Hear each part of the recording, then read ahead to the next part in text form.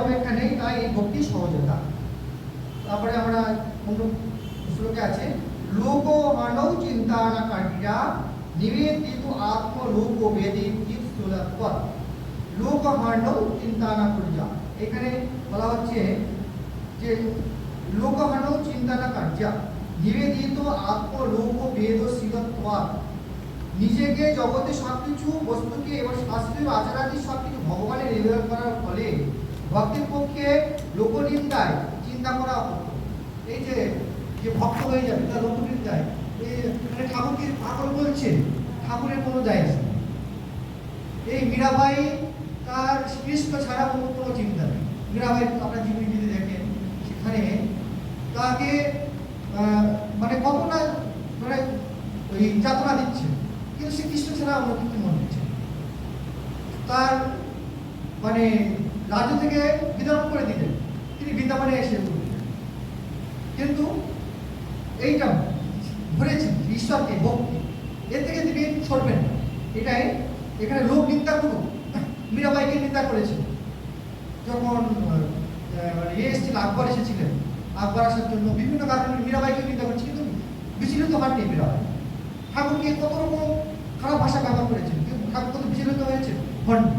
এই ভক্ত চিঠি যদি হয়ে যাওয়া হয়, তখন তার বিচলিত হওয়ার কোনো কারণ নেই। লোকে নিন্দা করবে, এই নিন্দার ভয় তার নেই।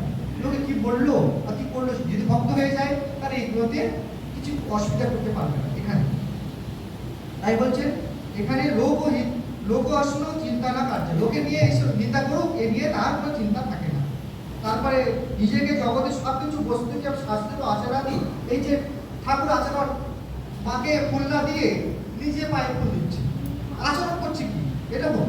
এর লোকে প্রথম নিন্দা করছে, কিছুতেই মনে করছে না, কিন্তু এগুলো তার তার কিছু এগুলো অসুবিধা নেই, তার কাছে এক বোধ হয়ে গেল। এখানে লোক নিন্দারও ভয় নেই, আর এখানে সব নিবেদন করে দিয়েছেন, তিনি তো সবকিছু নিবেদন করে দিয়েছেন, অর্থাৎ একত্ব হয়ে গেছে।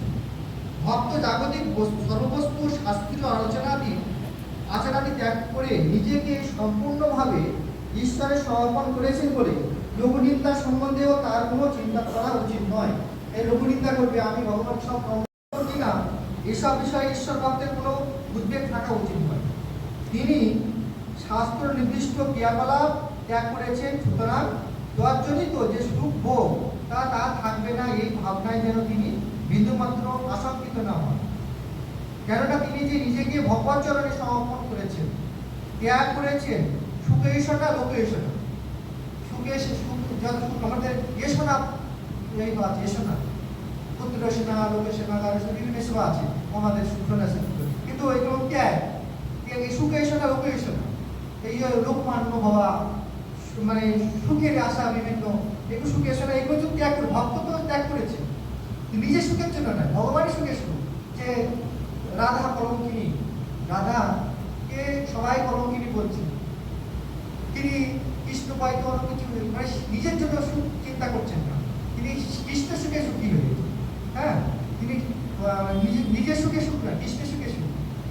এরকম এবার যশোদা সেরকম, মানে সে কৃষ্ণে খাবেন পড়াবেন এই করে, তার নিজের সুখের জন্য নয়, সে সন্তানের